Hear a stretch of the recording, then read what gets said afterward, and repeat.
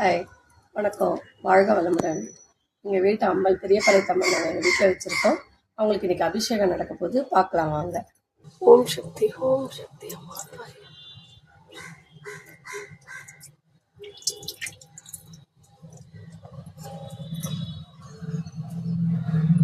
ஓம் சக்தி அம்மா தாய்.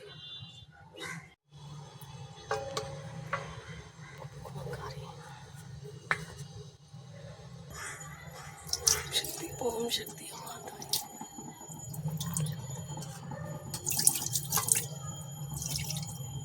அம்பாள் அபிஷேகம்லாம் நடந்து முடிஞ்சது. அம்பாளுக்காக நெய்வேதம் செய்யறதுக்கு சக்கரை பொங்கல் ரெடி பண்ணிட்டு இருக்கேன். பாருங்க, அரிசி பருப்பை ஏற்கனவே வேக வச்சுட்டு வந்தேன். இப்போ அதில் சக்கரை வெல்லம்லாம் சேர்த்து அம்பாளுடைய பிரசாதம் ரெடியாகுது. நான் அப்படியே இதில் நாட்டு சக்கரையை கலந்துடுவேன்.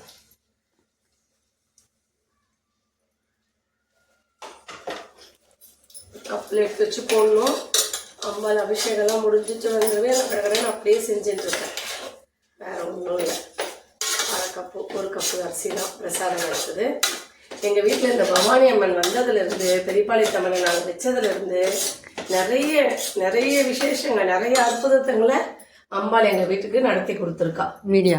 அவளை எங்களால் மறக்கவே முடியாது. உயிர் உள்ள வரை எங்களால் பவானி அம்மனை மறக்கவே முடியாது. ஏன்னா அந்த அளவுக்கு எங்கள் வீட்டில் நாங்கள் கஷ்டத்தில் இருந்தோம்.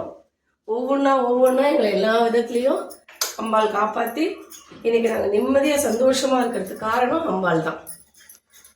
வாங்க, அம்பாள் நெய்வேதம் ரெடி ஆகிடுச்சு. சக்கரை பொங்கல் எடுத்துகிட்டு வச்சுட்டு அம்பாளுக்கு பிரசாதம் வச்சுட்டு அம்பாளுக்கு வச்சுட்டு ஆரத்தி காமிச்சிடலாம்.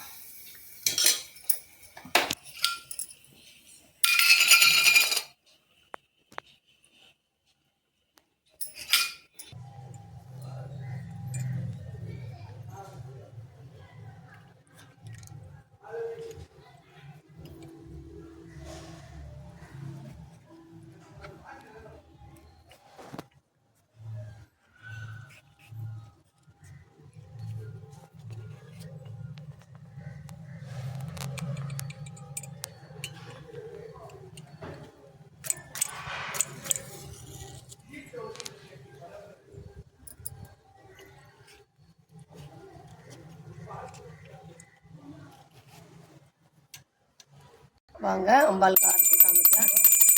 ஓம் சக்தி, ஓம் சக்தி, ஓம் சக்தி, ஓம் சர்வமல்ல மாங்கல்யே சிவே சர்வார்த்த சாதகே சரண்யே திரண்யே கௌரி நாராயணே நமோஸ்துதே.